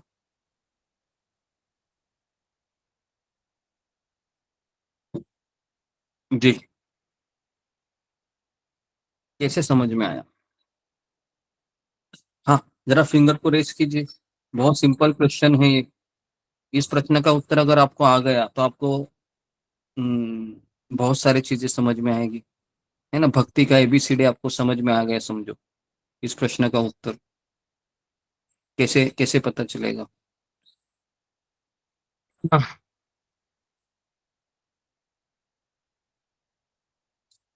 जी सिमरन सेठी। हरे कृष्णा गुरुजी, माया है माया है, कैसे, कि हमें उसे भ्रमित किया ना कि हमें ऐसी चीज लेनी चाहिए, अच्छी लगी है। लेनी चाहिए, ओके, तो इसके लिए आप भ्रमित हो गई, माया है, ओके। और जी शीतल कौल। हरे कृष्णा गुरु जी, दंडित प्रणाम। जैसे अगर हम्म, हमारा चित्त शुद्ध नहीं होगा तो हमें वो प्रवृत्ति पैदा हो जाएगी, हो हम उस चीज को देख, किसको जो भी कोई चीज हमें आकृष्ट करता है तो उसकी ओर से आकर्षित हो जाएंगे गुरु जी। आकर्षित हो जाएंगे, फिर आप क्या करोगे, सुनार की दुकान में जाओगी, खरीद लोगी। जी जी, मतलब ये हमारे चित्त पे डिपेंड करता है कि चित्त कितना हमारा शुद्ध है। अगर हमारा चित्त शुद्ध हम्म, होगा तो हम उसकी ओर हम्म, आकृष्ट नहीं हो जाएंगे, और अगर हमारा चित्त शुद्ध नहीं होगा हम जरूर हम्म, आकृष्ट होके उस पर उसको लेने की इच्छा करेंगे। ओके, अगर आपका चीज शुद्ध भी है और आपके जेब में पैसे भी है, फिर आप क्या करोगी। जी तो जैसे हमें ये भोग प्रवृत्ति नहीं होगी तो नहीं ले लेंगे। नहीं लोगे, ओके, ठीक है, ओके रीना गंगवार। हरे कृष्णा रोहित रत्नाम। प्रभु जी, हमारी चेतना पे डिपेंड करता है, अगर जो हम भक्त हैं तो हर चीज में भगवान, हर जो भी लेंगे भगवान की प्रसन्नता के लिए लेंगे। भगवान की और प्रकृति को देखते हैं तो ये भगवान ने कितनी सुंदर बनाई, हम मार्केट में जाके फल लेते हैं, सब्जी लेते हैं तो ये हम भगवान को अर्पण करेंगे, और हम गोल्ड देखेंगे तो ये हम अपने भगवान को पहनाएंगे। तो सब कुछ हमारी चेतना पे, हमने अपनी चेतना को भौतिक उसमें लगा रखा है या फिर स्पिरिचुअल, मतलब भगवान के, वो हमने अपना जीवन भगवान को दिया। तो अगर हम भगवान की प्रसन्नता के लिए करेंगे कार्य तो हर चीज में हम भगवान जो भी लेंगे वो भगवान के लिए लेंगे। हरे कृष्ण प्रभु जी। हाँ ओके, जी जी। और अगर मान लो कि आपने वो भगवान के लिए ले लिया सोने का हार, ये अच्छा उत्तर है, सोने का हार भगवान को ही लेना चाहिए, और किसी ने कहा कि भगवान के पास तो हजारों लक्ष्मियां हैं, उनके पास क्या पैसे की कमी है कि आप वापस इतना बड़ा खर्चा करके गहना है भगवान को दे रहे हैं, तो फिर इस सवाल का क्या उत्तर हो सकता है? फिंगर को रेज तो प्रभु कीजिए। एक्चुअली हम्म, तो प्रभु जी एक्चुअली ओके हाँ, फिंगर को रेज कीजिए कि अगर ऐसा सवाल किसी ने पूछ लिया कि इतना महंगा भगवान के लिए तुमने लिया, अरे वो पत्थर की मूर्ति है, किसी ने चुरा लिया, तो ऐसा भी बोलते हैं लोग। और कहते हैं कि कृष्ण के पास तो इतना धन है, पूरी द्वारका उनकी सोने की थी, तो क्या भगवान को सोने की थोड़ी जरूरत है, वो तो किससे भी प्रसन्न होते हैं। भगवान तो गीता में कहते हैं कि कोई फल फूल देगा तो भी भगवान प्रसन्न होंगे, ये इतना बड़ा सोने का हार आप क्यों दे रहे हैं भगवान को? तो फिर आप क्या उत्तर हमारा होना चाहिए, या फिर आप क्या दोगे जी? हिमांशु रे। प्रभु जी पहली बात तो हमें अगर हम सोना भी खरीद रहे भगवान के लिए, तो वो भी हम लोग को भगवान के द्वारा ही मिला है। हम लोग अपने हाथ से तो नहीं खरीद सकते, भगवान ने उतना शक्ति दिया है तभी मिला है। और दूसरी बात तो वो हमारे मतलब आराध्य उस समय, तो उसके लिए हम पहले उनके लिए। ओके, कौन सी कक्षा में पढ़ता है तुम? प्रभु जी अभी 9th में। 9th में हो जी, अच्छा दिमाग चला लेते। नेक्स्ट, सुमित पाठक। हरे कृष्णा गुरु जी, दंडवत प्रणाम। पहली बात तो हम देखेंगे कि वो अगर वो सोने का है तो ये देखेंगे, भाव रखेंगे उसमें कि ये सब भगवान का ही है, वो भी चीज़ है, जो भी चीज़ है भगवान की है। तो अगर हमारा भाव अच्छा होगा और हमने उसे भाव किया है तो हम उसे भगवान को ही अर्पित करेंगे कि भगवान तो प्रेम भाव के भूखे हैं, तो भगवान ले लेंगे, उसे ग्रहण कर लेंगे। ओके, जी। तो और कोई बताएगा, अगर किसी ने कहा आपको कि इतना महंगा चीज भगवान को क्यों दे रहे हैं, तो जी मीनाक्षी राव।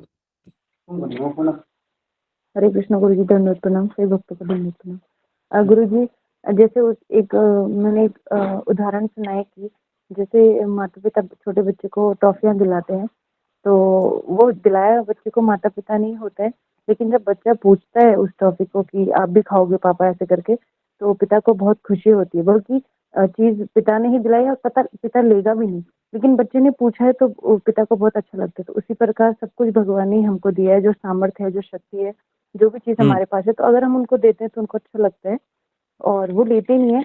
और वो अगर लेते भी हैं उस चीज को, जैसे प्रसाद भी हम लगाते हैं तो वो भी हम मतलब भोग लगाते हैं तो प्रसाद रूप में हमें ही मिलता है, और वो हमारी उसके लिए होता है। तो उसी प्रकार मुझे यहाँ पे ये कृष्ण। अच्छा, मतलब भगवान को अर्पण करके वापस भगवान से लेंगे ऐसे प्रसाद के रूप में? नहीं गुरु जी, जैसे प्रसाद वगैरह देते हैं भगवान ना, तो वो लेते नहीं है, हाँ, वो चीज को शुद्ध करके हमें ही देते ताकि उधर वो ही उससे रखेंगे। हमें ही बेनिफिट हो। ओके, उधर ही रखेंगे, ठीक है। ओके, और जी रूबी कुमारी, क्या क्या हम उत्तर देंगे उसको? जी गुरु जी, हरे कृष्णा, जी दंड प्रणाम। गुरु जी, जो हम ये बोल सकते हैं कि वहाँ पे जो चीज हमें मिली है तो उन्हीं के दिया हुआ है ऑलरेडी, और जो चीज उनकी है उन्हीं को वापस हम दे रहे हैं, ना कि मेरा है उसमें कुछ है, तो उन्हीं की चीज मैं उन्हीं को वापस लौटा रही हूँ, तो मेरी चीज इसमें कोई इंक्लूड नहीं होती। हरे कृष्णा गुरु, धन्यवाद। हाँ, लेकिन आपका पति कहेगा कमाता तो मैं हूँ, है ना, तुम्हारा कृष्ण थोड़ी आता है कमाने के लिए। फिर क्या कहोगे उनको कि सब कुछ उनका है? तो उनसे कहो फिर, जितना भी अभी 70,000 72,000 कुछ तो चल रहा है अभी सोने का रेट, तो कहेगा कि 72,000 रुपये आप उनसे ले लो। जी, हो सकता है ना, कोई भी कुछ भी बोल सकता है। तो जी, तो इसके लिए जी, तो ये मैं इतना इसके लिए खींच रहा हूँ कि लोग बोलने वाले बहुत कुछ बोलते हैं, तो पहले हमें पता होना चाहिए कि संसार की हर एक वस्तु है उसका अधिकार भगवान का है। अगर कोई व्यक्ति पैसे कमाता भी है तो पैसे कमाने की शक्ति भी भगवान से आती है। कृष्ण गीता में कहते हैं कि जो बुद्धि है वो भी मेरे से आती है, जो बल है वो भी मेरे से ही आता है, मेरे बिना तुम कुछ नहीं कर सकते हो। तो इसलिए इस संसार की हर एक वस्तु है ना, हर एक चीज है ये कृष्ण की है। यहाँ तक कि आ, हमारी जो बीबी है या हमारा जो पति है वो भी कृष्ण का है। पहला अधिकार उस पे उसका होता है ना। किसी को ये बात शायद हजम नहीं होती है आजकल कि सब कुछ कृष्ण का कैसे हो सकता है। तो कृष्ण का अधिकार पहले है हमारे जीवन में, जिस पे अभी हम अपना अधिकार का स्टैम्प स्टैम्प मार दिए हैं, ये मेरा है करके। लेकिन पहला स्टैम्प कृष्ण मार देते हैं, अच्छा ये मेरा है, मैं तुमको ब्याज पे दे रहा हूँ, लेकिन जब तक ये तुम मेरी सेवा में लगाओगे मैं ब्याज नहीं लूंगा। लेकिन जैसे तुम अपनी सेवा में लगाओगे मैं ब्याज के ऊपर ब्याज चढ़ाते रहूंगा। तो इस तरीके से हाँ कृष्ण सोचते हैं। ओके जी। हाँ ओके, तो अभी हम और एक श्लोक लेते हैं जी। श्लोक क्रमांक 49। स्वर्ण वर्ण हेमांगो वर्णांगस चंदनांगणी संन्यास कृच्छम संतो निष्ठा शांति प्रयग्न। Translation: In his early pastime, he appears as a householder with a golden complexion. His limbs are beautiful, and his body, smeared with the pulp of sandalwood, seems like molten gold. In his later pastime, he accepts his sannyas order, and his equipoise and peaceful is the highest abode of peace and devotion for his silence the impersonalist non-devotees. तो इसमें कविराज गोस्वामी कहते हैं कि उनके शुरुआत के जो लीला है उसमें वह एक गृहस्थ की भूमिका निभाते हैं। उनका शरीर बहुत सुंदर होता है, ऐसा लगता है कि मानो कोई सोने का पर्वत ही स्वर्ग से धरती पर आ गया हो। और उनके जो अगला जीवन है वो सन्यास का है, जहाँ पर वो कमंडलू धारण करते हुए भक्ति मार्ग का प्रचार करते हुए जो इम्पर्सनलिस्ट है या जो निर्विशेषवादी जो अभक्त है उनको चुप कराते हैं। तो ऐसा भगवान का ये अवतार है ना जी। तो कल ही हमने देखा था कि भगवान का भक्ति करने के लिए अपने मन को स्थिर करना बहुत जरूरी है ना। तो मैं तो जाते जाते मैं एक सवाल आप लोगों को पूछ रहा हूँ कि मेरा मन है वो भक्ति में नहीं लग रहा है, और मेरा मन है वो भक्ति में लगना चाहता है ना, लग नहीं रहा है, लेकिन ये मन कहता है, मन नहीं एक्चुअली कृष्ण कहते हैं कि, या फिर हमारे आध्यात्मिक गुरु कहते हैं कि मन भक्ति में लगाना चाहिए। तो बहुत फाइटिंग चल रही है मेरे अंदर, है ना। तो मन के प्रलोभनों को हमको किस तरह से उसके साथ आ, हमारा रवैया होना चाहिए या हमारा मनोभाव होना चाहिए अगर मन में भावनात्मक विचार प्रकट होते हैं तो जी। तो इसका उत्तर कल ही हमने चर्चा की थी। थोड़ा सा मैं रिवीजन के लिए इस प्रश्न को पूछ रहा हूँ कि हमारा मन है अभी सत्संग में लगा है, लेकिन इसकी कोई गारंटी नहीं कि सत्संग खत्म होने के बाद ये मन वापस गलत विचारों में जाएगा। तो फिर कैसा हमारा मनोभाव होना चाहिए जी, बताइए जी। हाँ बताइए जी। सुमिता सिन्हा। हरे कृष्णा। गुरु जी दंडवत प्रणाम। श्री भक्तों दंडवत प्रणाम।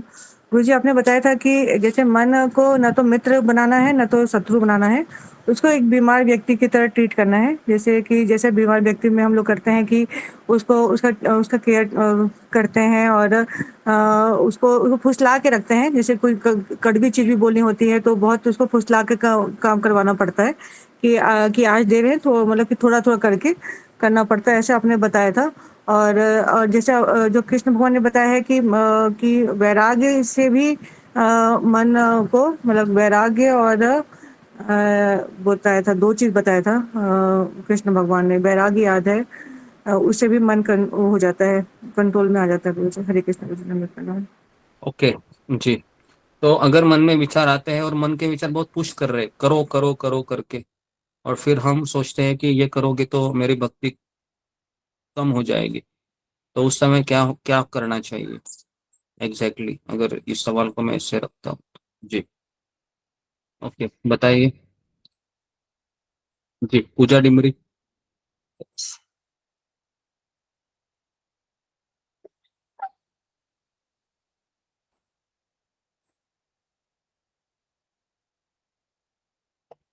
सुन रही हो पूजा डिमरी? जी गुरु जी, हरे कृष्णा, दंडवत प्रणाम। हाँ बताओ। जी गुरु जी, मन कहता है कि भक्ति करनी चाहिए और हमारे अलग अलग प्रलोभन आते हैं।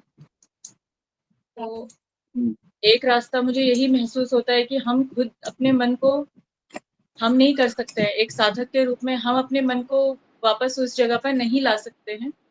तो जी रास्ता एक ही बचता है कि हमें अगर ये पता चल जाता है कि क्या परेशानी हो रही है, तो हमें इस परेशानी को लेकर गुरु के पास जाना चाहिए और उनसे मार्गदर्शन लेना चाहिए। अगर एक बार हम भटक गए हैं, तो दोबारा हम अपने आप की शक्ति नहीं बदल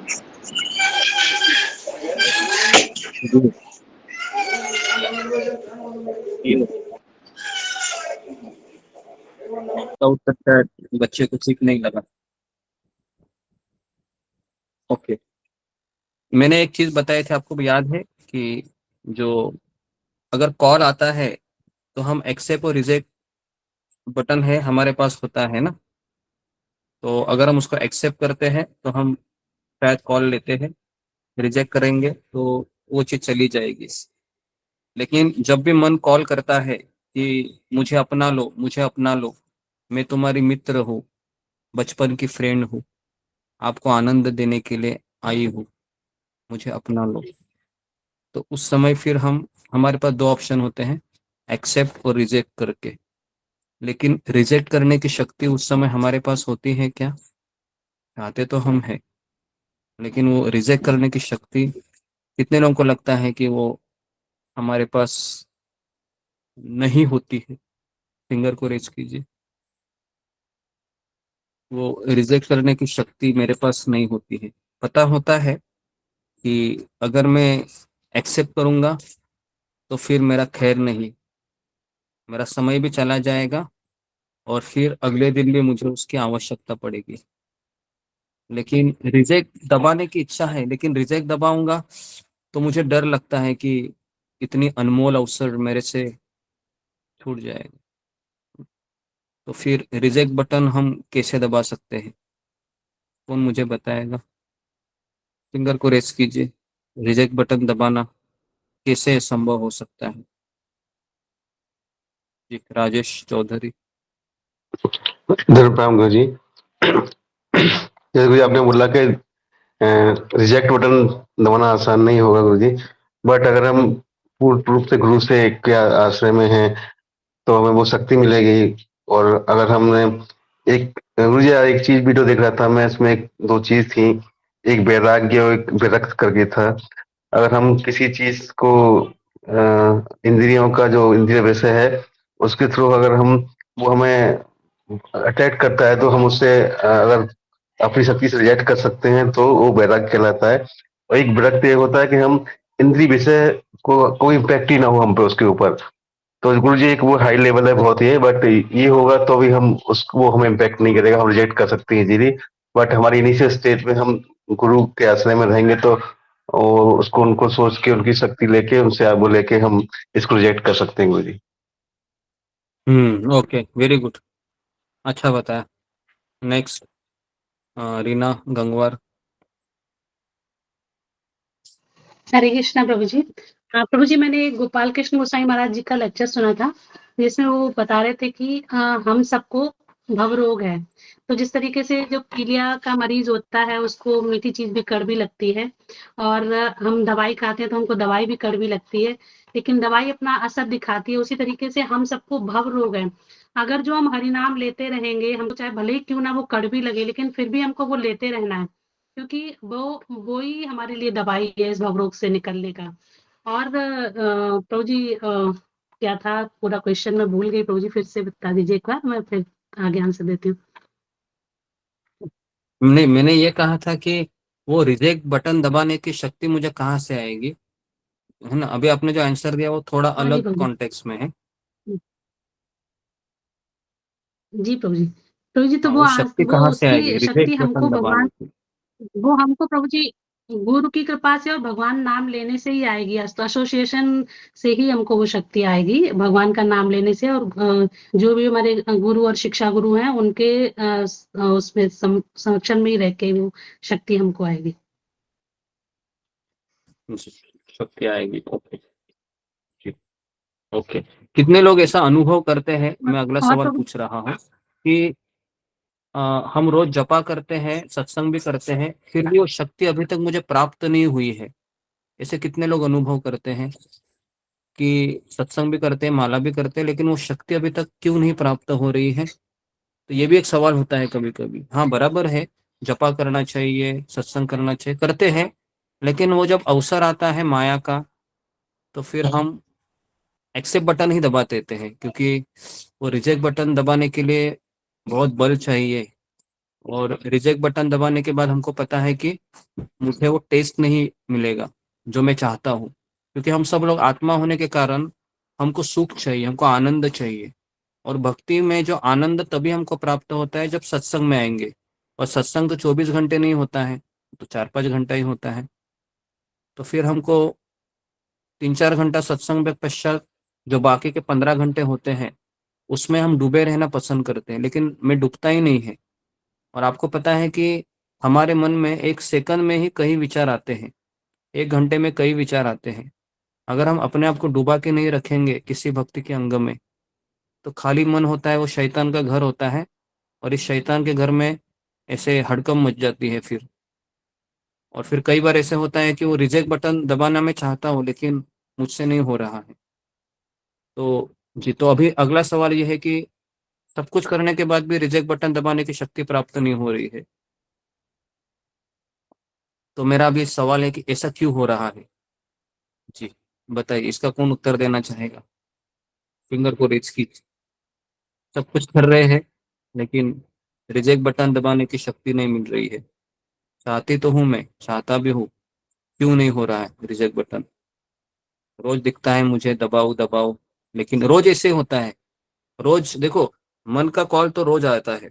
और आपको पता है हर रोज वही टेस्ट होती है हमारी। कोई ऐसा ही प्रलोभन आएगा और कल के जैसा हम एक्सेप्ट दबाएंगे, देखते रहेंगे ऐसे, आधा घंटा 1 घंटा चला जाएगा।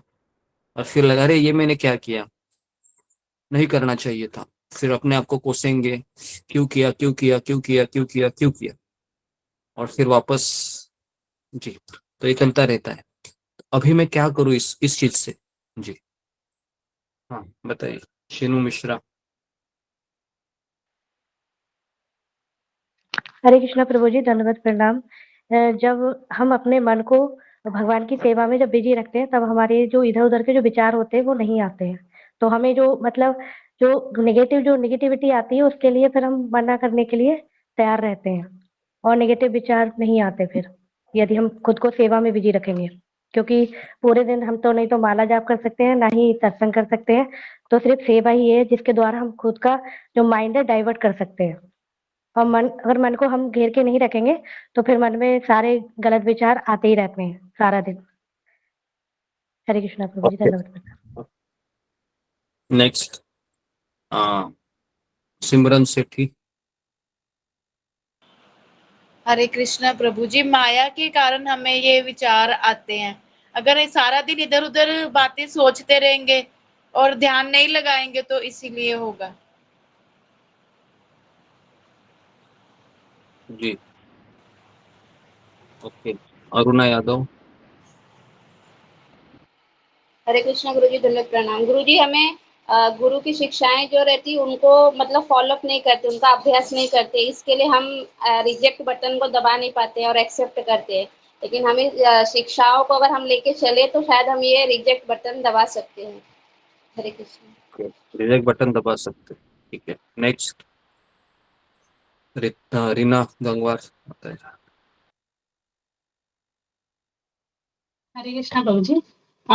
प्रभु जी हम अगर जो हमारी जैसे हमारे पूर्व जन्मों के कुछ कर्म होते हैं और 3 गुणों का प्रभाव होता है, जिसकी वजह से हम चाहकर भी वो नहीं कर पाते हैं, लेकिन फिर भी हमको ये पता है अगर जो कि हमारा गोल क्या है, तो हम दृढ़ता से जो नहीं भी मन लग रहा फिर भी हमको जप करते रहना है, फिर भी हमको एसोसिएशन लेते रहना है। हमको हमेशा भगवान का प्रसाद ही पाना है। अगर हमारे घर में टीटीज हैं, उनकी हमको प्रेम पूर्वक सेवा करने का प्रयास करना है और भौतिक लोगों से बचना है।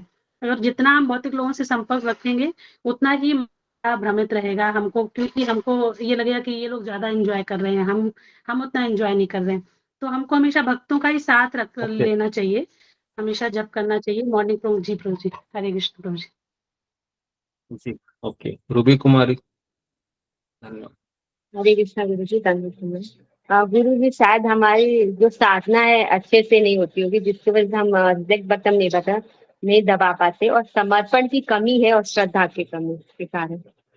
जी ओके, देखिए एक चीज मैं बताना चाहूंगा इसमें कि रिजेक्ट बटन दबाने के लिए कृपा की आवश्यकता होती है, और वो कृपा है वह हमें गुरु और वैष्णव को संतुष्ट करने से प्राप्त होती है। अपनी साधना से तो होती है, लेकिन या जो भी है अपने कार्यों से भी ज्यादा है ना। अगर हम घर में अपने विग्रह की सेवा भी करते रहेंगे, अच्छी बात है, या फिर सब कुछ करते रहेंगे, लेकिन अगर हम जीवन में किसी एक वैष्णव को भी संतुष्ट करते रहेंगे तो कृष्ण उससे ज्यादा प्रसन्न होते हैं।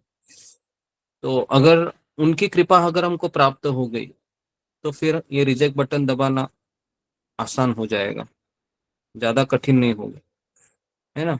तो इसलिए भक्ति मार्ग ये अपने बलबूते से भी ज्यादा मर्सी, कृपा, इसके ऊपर ज्यादा आधारित है। और कृपा उसी व्यक्ति को मिलती है जो भिखारी बनना चाहता है अपने जीवन में। भिखारी मतलब गिड़गिड़ाना, भिखारी का सबसे अच्छा गुण होता है गिड़गिड़ाना, याचक, कि मुझे भीख उसी व्यक्ति को अच्छी मिलती है जो अच्छे से गिड़गिड़ाना जानता है। तो अगर हम वैष्णव के पास जाकर कहेंगे कि, है ना, मैं आपको इंसिडेंस बताता हूँ। एक बार हमारे राधा गोपीनाथ मंदिर के एक ब्रह्मचारी थे, उनका नाम है ब्रज बिहारी प्रभु, गौरांग प्रभु के राइट हैंड है वो। तो वो एक बार वो बता रहे थे कि मैं मायापुर गया था, तो वहां पर एक ब्रह्मचारी मुझे मिला, और ना मेरी उससे कुछ पहचान थी, लेकिन उस ब्रह्मचारी ने मेरा बहुत अच्छे स्वागत किया और कहा कि आप मेरे साथ चलिए। तो फिर वो मुझे मंदिर में लेकर गए और मंदिर में भोजन कक्ष में लेके गए, और उन्होंने सोचा कि इनको भूख लगी है, तो मेरे लिए एक बहुत बड़ा महाप्रसाद का प्लेट लेकर आए। तो ब्रज बिहारी प्रभु सोच रहे थे कि इतना मेरा सेवा क्यों ये कर रहा है, कुछ तो इसका होगा, चलो खा लेते हैं पहले। तो पूरा महाप्रसाद उन्होंने खा लिया अच्छे से, फिर पानी पी लिया, और फिर अभी वो सोच रहे थे अभी ये कुछ तो बताएंगे। तो जो वो भी ब्रह्मचारी भक्त ही थे, तो उन्होंने फिर ब्रज बिहारी प्रभु के पास ऐसे घुटनों के बल वो ऐसे गिर गए और कहा कि प्रभु जी, हम आपसे केवल एक ही निवेदन करना चाहते हैं कि आप मुझे आपकी कृपा दीजिए,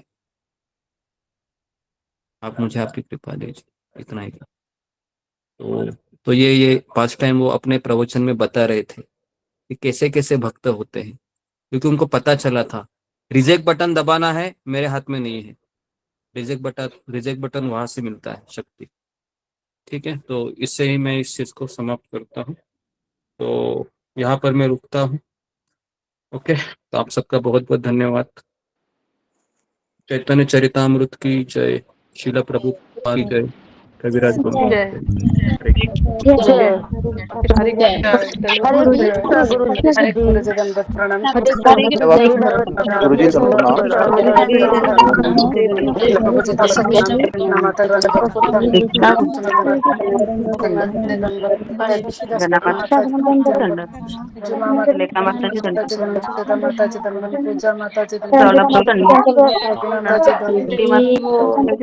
माता पूजा डिमरी जी दंडवत, रंजना माता जी दंडवत प्रणाम, सभी माता दंडवत माता। सुजाता माता जी दंडवत प्रणाम। राधिका माता जी दंडवत दंडवत प्रणाम। प्रणाम। सभी भक्तों को चरण में दंडवत प्रणाम। सुजाता माता जी सभी दंडवत भक्तों को दंडवत प्रणाम। सभी भक्तों को चरण में दंडवत प्रणाम। गुरु जी के चरण में दंडवत प्रणाम।